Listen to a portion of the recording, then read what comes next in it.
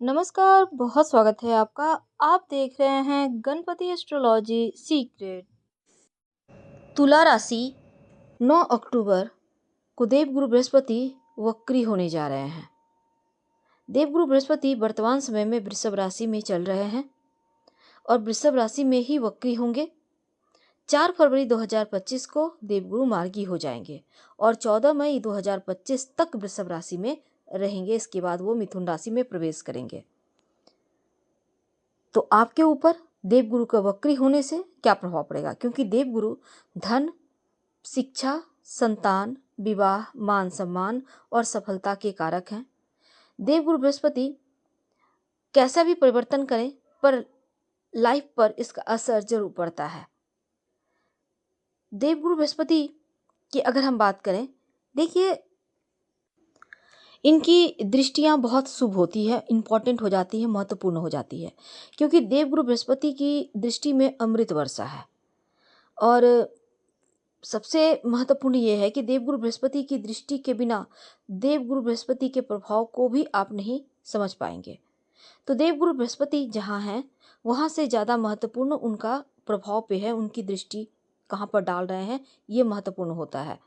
तो देवगुरु बृहस्पति की दृष्टि को समझना सबसे आवश्यक है। तो मन में थोड़ा सा आपको लग रहा होगा कि हमने वक्री स्थिति की बात की है, लेकिन अब हम इनके दृष्टि की बात कर रहे हैं।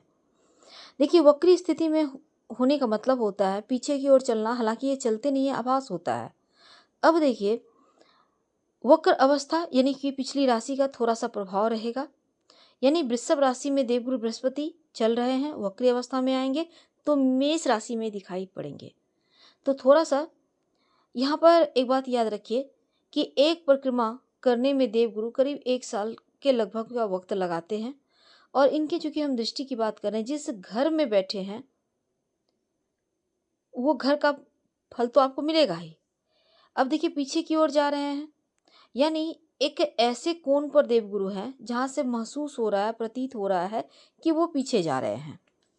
दूसरी बात, अब देखिए इसमें वक्री अवस्था में होने का मतलब होता है 3 गुना ज़्यादा अधिक फल देना।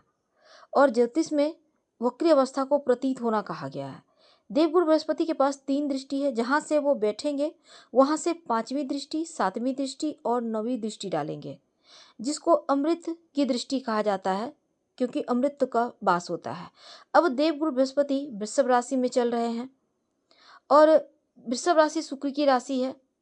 देवगुरु बृहस्पति शुक्र के शत्रु हैं। अब ऐसे में देवगुरु बृहस्पति अब शत्रु के घर में है, लेकिन जैसे ही वक्री होंगे तो मेष राशि के ऊपर का थोड़ा प्रभाव चलेगा। तो तुला राशि वालों, देवगुरु बृहस्पति का जो ये गोचर है अष्टम में है, वृषभ राशि में अष्टम में, और आपके लिए यहाँ पर अष्टम में देवगुरु का आना ऊपर से वक्री अवस्था में है तो फायदेमंद ही रहेगा, क्योंकि देवगुरु बृहस्पति जो हैं, हालांकि अष्टम भाव का गोचर अच्छा नहीं होता, लेकिन जब वक्र अवस्था में चलेंगे तो आपको फायदा मिलेगा, क्योंकि वो सप्तम भाव का फल देंगे। तो अचानक से कौन कौन सी मुश्किलें आपको थोड़ी परेशान करेंगी और कौन से परिस्थिति को आप बेहतर तरीके से समझकर आगे बढ़ पाएंगे, तो कैसे आप संभल के रहें, कौन सा कार्य करके आप सफलता प्राप्त कर सकते हैं, आइए हम आपको बताते हैं विस्तार से। देखिए, इस समय अगर हम नकारात्मक चीज़ों की बात करें तो थोड़ा सा अनिश्चितता की स्थिति बनी हुई है, थोड़ी टेंशन हो सकती है। इस समय देवगुरु बृहस्पति वक्री अवस्था में है तो आपको फायदे भी मिलेंगे, जैसे भाग्य का साथ मिलेगा, रुका हुआ कार्य बनेगा, जीवन साथी का सपोर्ट मिलेगा, क्योंकि वक्र अवस्था में है तो सप्तम भाव का फल देंगे। आपको आपके पिता का सपोर्ट भी मिलेगा, धर्म की तरफ झुकाव बढ़ेगा। जो लोग पार्टनरशिप में काम करते हैं उनके लिए ये समय बढ़िया है, आप बेहतर लाभ कर पाएंगे। कार्य क्षेत्र में छोटी मोटी मुश्किलें रह सकती है, उच्चाधिकारी का भी इसमें सपोर्ट मिलेगा। अगर कोई वरिष्ठ उच्चाधिकारी है तो विवाद भूलकर भी मत कीजिएगा, नहीं तो आप मुसीबत में फंस सकते हैं। तो हर किसी से तालमेल बनाकर चलें, और देवगुरु है तो आपको थोड़ा मीठा वाणी बोलना चाहिए। पार्टनरशिप में अगर आप जाना चाहते हैं नया नया तो अभी मत जाइए, पहले से कर रहे हैं तो बेहतर है। तो यहाँ पर आपको लाभ मिलेगा पार्टनरशिप में। अब आर्थिक मामलों में थोड़ा सावधानी रखना है, खासकर किसी को उधार ना दे, बेवजह खर्च करने से बचें और किसी पर भरोसा तो बिल्कुल भी ना करें। संतान की तरफ से कोई शुभ सूचना मिलेगी, बच्चों के स्वास्थ्य में तरक्की होगी, उनकी पढ़ाई लिखाई का थोड़ा ध्यान रखें, उनको आपके सपोर्ट की आवश्यकता है, उनको समझें, उनके साथ वक्त बिताएं। और जो व्यापारी भाई हैं, धैर्य के साथ योजना बनाकर अगर कार्य करेंगे तो ज़्यादा अच्छा रहेगा, दिक्कत नहीं आएगी। लेकिन जो लोग प्रेम संबंध में हैं, उनके रिश्तों में थोड़ा सा उतार चढ़ाव दिखता है, क्योंकि अगर आप अपने व्यवहार को बेहतर नहीं करते, अच्छे से बात नहीं करते, मुस्कुराते नहीं हैं, कड़वा बोलते हैं, तब जरा रिश्ता में गड़बड़ हो जाएगा। तो प्रेम संबंध में परेशानी आ सकती है, इसलिए आपको इन चीज़ों से बचना चाहिए।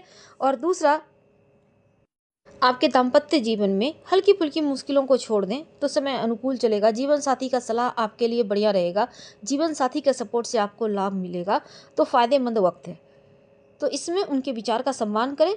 और दूसरा, देवगुरु बृहस्पति का ये गोचर आपके लिए ठीक है, लेकिन जब वक्री अवस्था में है तो ज़्यादा बढ़िया है, 4 फरवरी तक।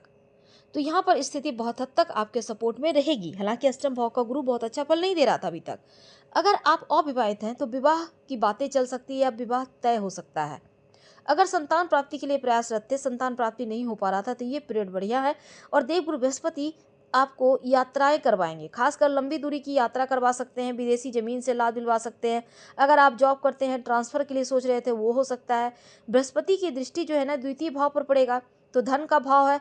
अब गुरु के दृष्टि में अमृत है, तो ऐसे में प्रॉपर्टी संपत्ति प्राप्ति के योग बनेंगे, आकस्मिक धन प्राप्ति के योग बनेंगे, और इसमें मन के मुताबिक आपको चीज़ें आपके पक्ष में आएंगी।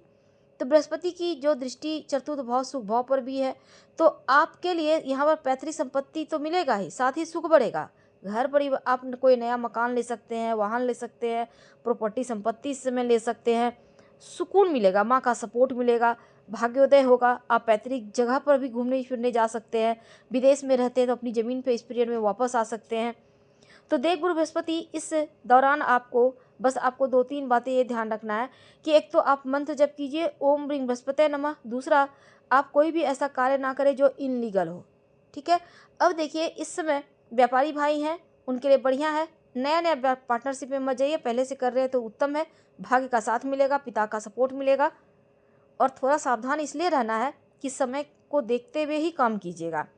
आपके लिए कुछ ऐसी समय रहेंगे जब आप कोई भी कार्य आंखें बंद कर सकते हैं, पूरे होने की संभावना बढ़ जाएगी।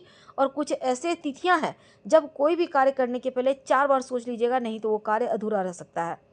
तो 20 जनवरी से 28 जनवरी तक का जो वक्त है 2025 में आपके लिए शुभ है। कोई भी कार्य करेंगे तो वो कार्य पूरा होने की संभावना रहेगी।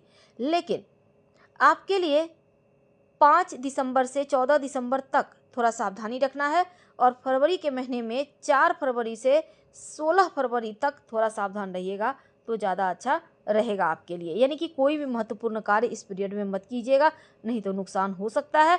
इस बात को आपको ध्यान रखना चाहिए। वैसे देवगुरु बृहस्पति धन, संतान के विवाह, संतान प्राप्ति के देने वाले ग्रह हैं, मंगल कार्य करवाने वाले ग्रह हैं, तो आपके घर परिवार में मंगल कार्य होगा। लेकिन आपको जैसा हमने पूरा विस्तार से बताया, क्या करें क्या ना करें, उपाय के तौर पर एक तो देवगुरु बृहस्पति का मंत्र जप करना है, ओम ह्रीं बृहस्पते नमः। दूसरा, हल्दी का तिलक माथे पे, कंठ पे या कलाई में लगाएं तो बहुत अच्छा रहेगा। और अपने पेट का थोड़ा ख्याल रखिएगा तो उत्तम रहेगा। तो हम आपसे विदा लेते हैं। जानकारी अच्छी लगे तो लाइक कर सब्सक्राइब करें, शेयर करें, कमेंट करें। धन्यवाद। हम फिर मिलेंगे।